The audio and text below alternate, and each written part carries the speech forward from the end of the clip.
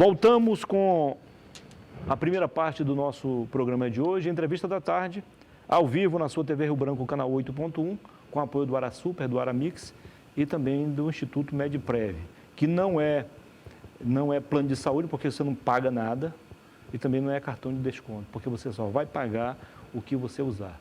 Só que tem à sua disposição os melhores médicos, os melhores laboratórios e as melhores clínicas. Onde funciona? Na galeria do estádio José de Melo. Não tem erro. Lado esquerdo do portão ali, uma loja verde e branco. O verde da esperança e o branco da paz, né? Da limpeza, da pureza. Muito bem. O pessoal já está sentindo saudade da série de entrevistas com os candidatos ao governo que encerrou ontem, né? O governador Gladys Cameli. Tenho o prazer de conversar agora com Laís Figueiredo Lopes. Seja bem-vinda. Primeira vez aqui no programa? É a primeira vez no Acre. Seja bem-vinda. Muito obrigada. Meu amigo Gessé Leitão, também com a gente aqui, representando a Segovia, a Secretaria de Governo. Seja bem-vindo. Tudo bem? Vocês acabaram de participar de um seminário sobre consulta pública que discutiu o marco regulatório. Fala mais para a gente a importância de tudo isso, Gessé. Depois a dona Laís também fala. Título de informação para todos os acreanos, o governo se organizou ultimamente através de um grupo de trabalho chamado GT, envolvendo a CEPLAG, envolvendo a Secretaria de Fazenda, a Secretaria de Governo e a Casa Civil. 4 secretarias importantíssimas. No sentido de dar encaminhamento à questão da regulamentação da Lei Federal 13.019, que é a cartilha das organizações da sociedade civil organizada.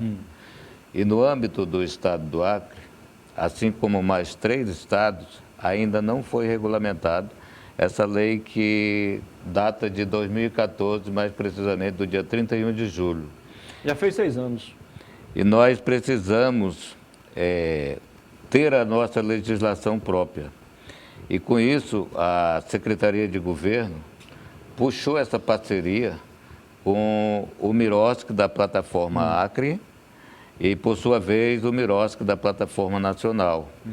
E nós entramos em contato e promovemos esse seminário e essa consulta pública para que nós possamos ter uma minuta, a construção de uma minuta da lei que regulamenta o funcionamento dessas organizações em todo o estado do Acre, como um objeto de fortalecimento das políticas setoriais nas ações de governo, tais como a Secretaria da Assistência Social, a Secretaria da Saúde, a Secretaria de Educação, a Secretaria de Produção Agroflorestal, que é a CEPA, e para fortalecer essa política setorial nas ações de governo, é preciso que a gente avance na legislação, porque se nós usarmos tão somente a lei federal e não adequar à realidade acreana, a gente encontra muito entraves com as organizações sociais comunitárias. O governo do estado hoje trabalha com mais de 300 organizações da sociedade civil organizada, seja na questão do extrativismo, as associações que prestam serviço de grande relevância do ponto de vista do interesse público, no controle das ações, tais como a PADEC, as dioceses daqui de Rio Branco e também do Vale do Juruá, as associações de agroextrativistas indígenas. Nós temos aí lá em Manso Lima, nós temos também em Feijó, a gente tem aqui em Plácido de Castro. O governo vem contemplando isso através das emendas parlamentares, do Estado.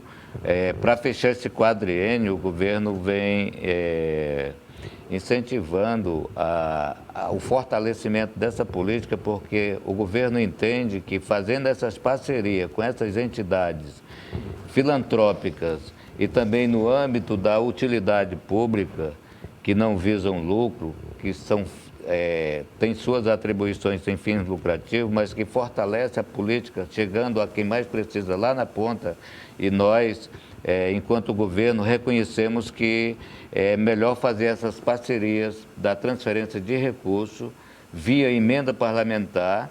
Hoje o Acre tem 596 emendas parlamentares circulando, aí algumas já foram pagas, outras estão empenhadas, mas nesse quadriênio da gestão de governo, nós temos aí essa quantitativa de emendas parlamentares, que foi a maneira mais viável desses recursos chegar e ser socializado com as entidades da prática da filantropia, como já disse, da utilidade pública, observando os seus planos de execução e o plano de aplicação quando o governo concede o recurso através da Assembleia e os seus pares, com assento lá para fazer as indicações desses recursos. E nós temos a Comissão Estadual de Emendas Parlamentares, dos termos de fomento e dos termos de colaboração,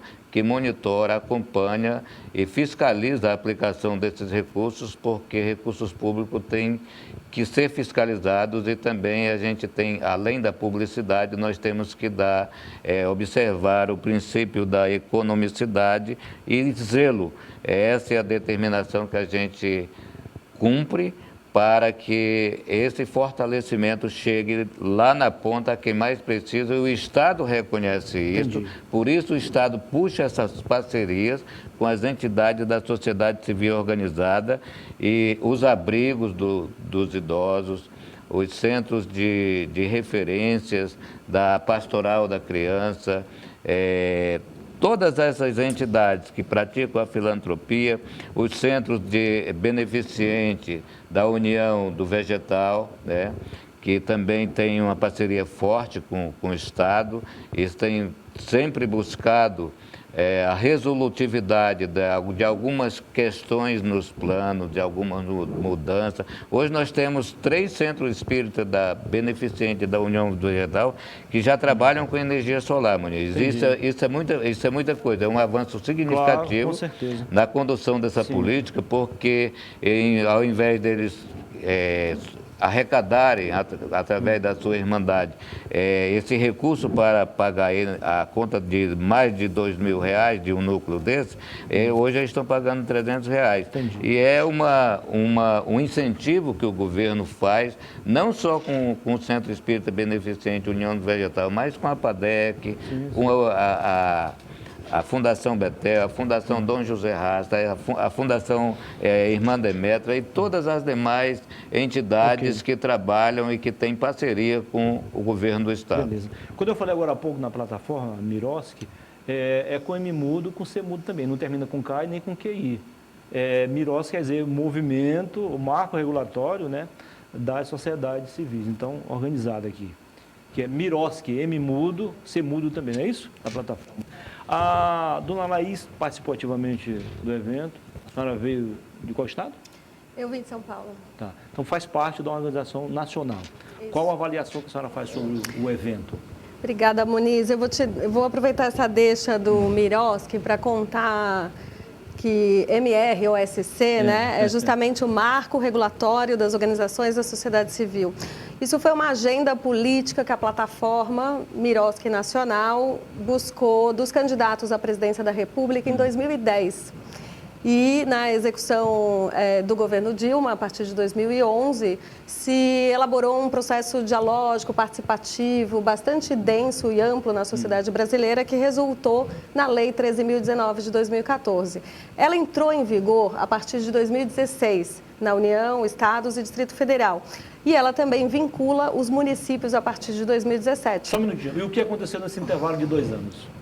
ela é uma lei de abrangência nacional. Isso era um interregno de preparação para que houvesse essa mudança da organização administrativa, mas a gente teve também um ajuste dentro da Câmara e do Senado, né, dentro do Congresso Nacional, que buscou tornar a lei mais adequada ao controle de resultados, porque ela trabalha justamente com a ideia de gestão de resultados. Pronto, tá então, ela é uma conquista... Não, você deixou ele falar um tempão, mas, agora você vai me deixar falar, né? Só para...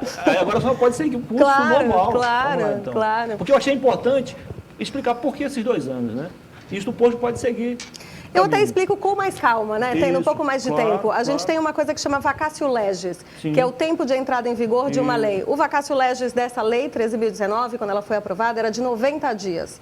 E os municípios e os estados pediram uma prorrogação de prazo. Então, esta prorrogação de prazo foi feita e ela entrou em vigor de forma escalonada para que os municípios aprendessem com a experiência dos estados. A gente está aqui hoje como se esse processo estivesse iniciando no estado do Acre, mas essa lei está em vigor para o estado do Acre desde 2016. Então, é muito importante que a gente tenha feito esse seminário aqui hoje, que o governo esteja empenhado em criar os mecanismos e as ferramentas para a implementação dessa nova lei. O Confoco, por exemplo, que é um conselho de Fomento e Colaboração, está previsto no artigo 15 da lei, como justamente um espaço de diálogo participativo com as organizações presentes e as secretarias setoriais para uniformização de entendimentos, para a criação de melhores práticas e discussão dos conflitos que existem na implementação da lei. Se não há um decreto... O Decreto Federal 8726 de 2016, que segue em vigor sem nenhuma alteração, é a melhor referência, porque ali a gente tem o espírito de interpretação da legislação. E, em suma, do que a gente está falando? A gente está falando de uma legislação que reconhece um regime jurídico próprio para as organizações da sociedade civil, de que elas são autônomas, privadas, sem fins lucrativos, mas que elas são essenciais na formulação, na execução de políticas públicas em parceria com o Estado brasileiro. E isso exige um reconhecimento das peculiaridades. A organização não se transforma em órgão público porque ela está fazendo um serviço de natureza pública. Então, fortalecer... Mas tem interesse público, então. Claro, claro. Fortalecer essa rede, esse tecido associativo dentro do Estado, dentro do município, dentro do território é fundamental. Sim. Porque essas organizações, a gente está falando de um número de 800 mil organizações no país, que é o dado do IPEA, né? Então, quando a gente pensa nesse mapa mais amplo, a gente pensa que a gente tem uma cidadania muito organizada para crítica, para promoção de direitos, para execução de serviços públicos e que ela precisa ser reconhecida, valorizada e apoiada por meio de fomento e colaboração com o Estado. É disso que se trata essa legislação. Quais os setores da nossa sociedade podem ser mais beneficiados, ou melhor, contemplados quando isso estiver definitivamente em pleno vigor? Muniz, você sabe que é tão transversal essa lei que ela realmente abarca todo e qualquer tipo de política pública, né? Porque a gente está falando, se a gente estiver pensando nas comunidades indígenas, como você vai entrevistar daqui a pouco, ela é completamente fundamental para as parcerias... enfim, locais, na promoção e defesa do meio ambiente, a gente está falando notadamente sempre, né, da saúde, educação e da assistência social, a gente está falando, enfim, da promoção de direitos humanos, da cultura, ciência e tecnologia. Segurança pública. Segurança pública também. Você imagina as APACs em Minas Gerais, que é uma associação justamente que tem uma nova forma de trabalhar a punição, né? Então, há um convênio local ali entre... A violência contra as mulheres. Violência contra as mulheres, sem dúvida, né? Todas as promoções de direitos humanos, em geral, a gente está falando realmente de organizações que fazem trabalhos riquíssimos. Não dá mais para a gente pensar em um país melhor sem essas organizações? Nunca deu. Porque, na verdade, as organizações da sociedade civil fazem parte da nossa democracia. E se a gente quer, defende e faz tudo para que a nossa democracia seja cada dia mais rígida e mais sólida no nosso país, não dá para prescindir dos atores que justamente ajudam a deixar o Estado mais poroso, que ajudam a fazer com que o Estado enxergue melhor quais são os seus problemas sociais reais dentro do campo, dentro do território. Então, quando você pensa na periferia do Estado de São Paulo, do município de São Paulo, como é que a gente vai conseguir entender tudo o que acontece ali se a gente não tem as associações de moradores, se a gente não tem a vocalização daquelas demandas. Só reforçando o que você fala aí, ontem na TV Cultura, nossa afiliada, aliás, a qual nós somos afiliados, eu vi uma frase que me chamou a atenção. uma senhora disse o seguinte: como pensar num país democrático se tem milhares de pessoas morrendo de fome, ou seja, não têm sequer o direito de sobrevivência? Que democracia é essa, então, né? É sobre isso, né? Então, justamente, pensar na superação das desigualdades e pensar no problema da fome é pensar no Brasil. E para ajudar o governo a pensar nisso, a gente precisa ter as organizações fortalecidas e aí a gente precisa se abrir para as organizações, né?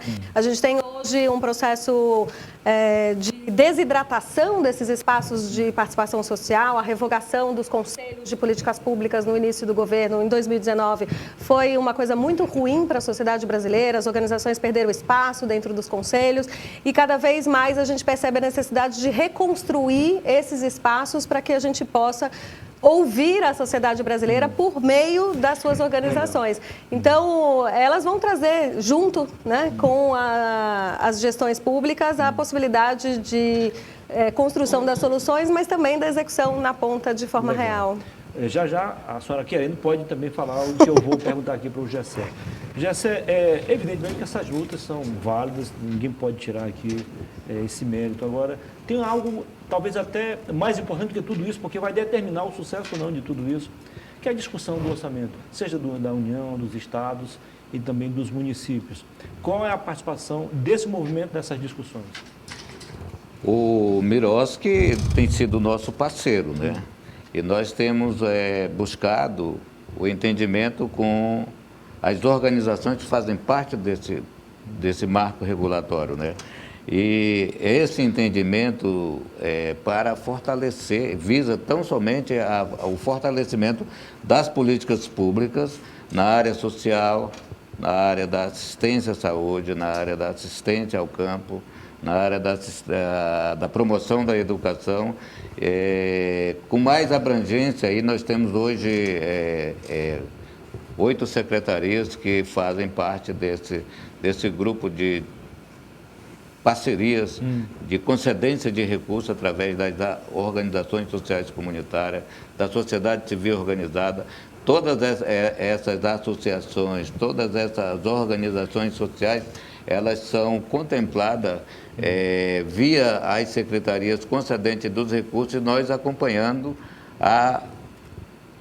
e monitorando o plano de aplicação, a execução, a prestação de conta, e o Estado tem sido colaborativo nesse âmbito, concedendo a parte técnica para que as organizações não fiquem desabilitadas com problemas lá na frente, e nós temos feito isso, o governo tem feito isso através de todas as secretarias, com gestores ou com as suas comissões. Eu, por exemplo, sou o presidente da Comissão de Emendas Parlamentar no âmbito do Estado, dos termos de fomento e de colaboração. Eu me sinto à vontade para falar sobre isso, porque eu conheço todas as organizações que nós temos parceria, desde Manso Lima a CIS Brasil, né? Cruzeiro do Sul, Taumaturgo, PJ, Arauacá, e outros municípios aqui da região do Alto e Baixo Acre, assim como os do Vale do Juruá. Se a senhora quiser falar mais sobre isso ou acrescentar, fique à vontade. Te agradeço, Muniz.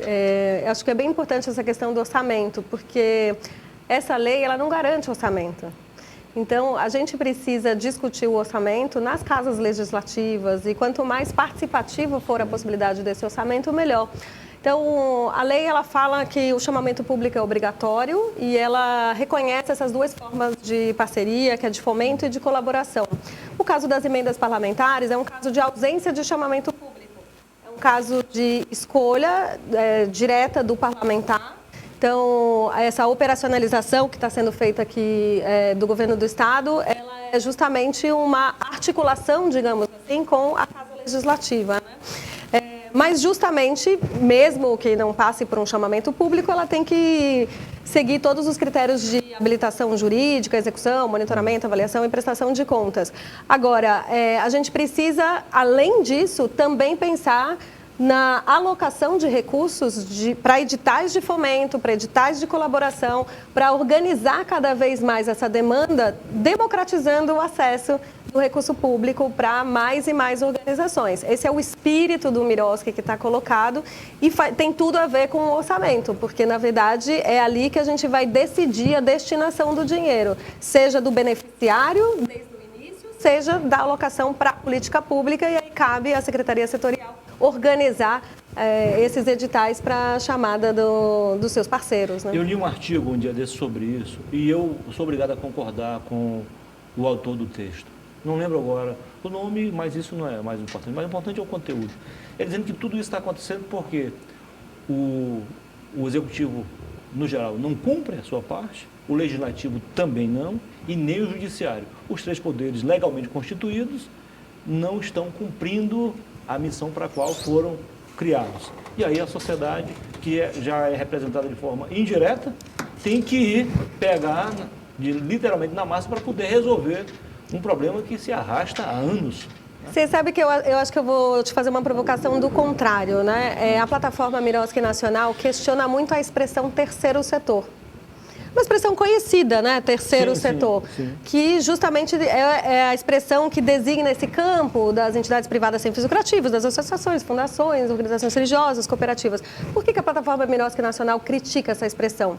Porque antes do Estado já existiam as organizações, que é a sociedade organizada. Sim. Então, se a gente pensar sobre isso, né, as Santas Casas de Misericórdia, que existem no Brasil desde antes da organização administrativa que a gente conhece, né? Então, nesse sentido, eu não concordo que os poderes não estão funcionando, eu acho que a gente tem sempre espaços de aprimoramento, mas se a gente pensar que a sociedade civil está fazendo o papel dos demais, é exatamente o que eu quero, é o ponto que eu quero discordar mais, porque eu acho que a sociedade civil, ela tem o seu lugar na sociedade, que é complementar. A organização da sociedade civil não está para substituir o Estado, né? Ela está ali justamente porque ela tem o direito constitucional de estar. Para dizer onde está doendo, mostrar. Não, só mostrar.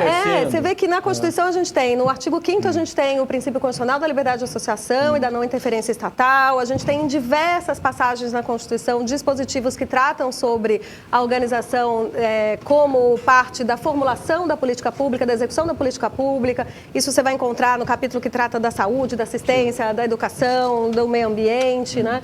Então, as organizações, elas estão constitucionalmente empoderadas para isso. E é claro que a gente precisa de uma ambiência favorável, regulatória em termos de legislação e institucional em termos de ferramenta de gestão. Por isso, tão importante a gestão pública estar aberta e atenta para fazer isso funcionar. Legal. Infelizmente, o tempo acabou. Eu acho que é o momento mais importante da entrevista. Eu quero agradecer aqui a dona Laís Lopes, dizer que foi um prazer recebê-la aqui. O prazer foi todo meu, Muniz. Muito obrigada. Obrigada a você e a povo acriano, que está nos recebendo tão bem aqui. E desculpe pela interrupção, mas é porque eu achei importante explicar, né? Imagina, eu tive que me colocar, né? Porque é isso. De certa forma, ela quebrou um pouco o ritmo, né? Mas acho que quebrei o protocolo, mas as mulheres precisam mostrar que elas estão bastante cientes e ciosas do seu espaço. É isso. Jessé, foi um prazer também recebê-lo aqui. O prazer foi todo nosso, Muniz. Eu quero apenas dizer, né, que esse artigo ele não retrata a realidade do Acre, esse artigo que você leu. Porque se você observar esse quadriênio de gestão do governo, ele vem dobrando a capacidade da nossa legislação, da LOA, né, que é a Lei da Orçamentária Anual. Então, nós começamos aí com esses recursos destinados com R$125 mil, estamos fechando com R$48 milhões. Então, o governo vem dobrando anualmente a capacidade. Ele quer dizer o seguinte, e temos também, sobre os termos de fomento, só na CSDHM hoje nós temos 15 termos de fomento circulando lá, concedendo recursos, através da fonte própria de recurso do governo. Mas esse recurso ele só é possível, sabe por quê? Porque o governo economiza, o governo mas observa. Ele se refere mais à LDO, que já prevê a discussão ampla. Observa a economicidade, economiza e a cada centavo para investir nas políticas setoriais, nas ações que o povo mais precisa na política de gestão. E o gestor, ele pode e tem um percentual de remanejamento. Ele vai vendo o que está acontecendo, o que vai acontecendo durante a execução do orçamento. Essas aí já são destinadas, é a chamada destinação impositiva dentro da LOA. Já é automático, ou seja, ele vai direcionando de acordo com o que vai acontecendo, né? Exatamente. É isso. Com prazer, então. Prazer nosso, conte com a gente, estamos à disposição. Obrigada. Depois do intervalo, eu volto para conversar sobre a vivência social dos povos originários. Isso mesmo, vem duas índias aí, isso mesmo. A Cariane e a Iani, tudo Uniquim. Até já por aqui.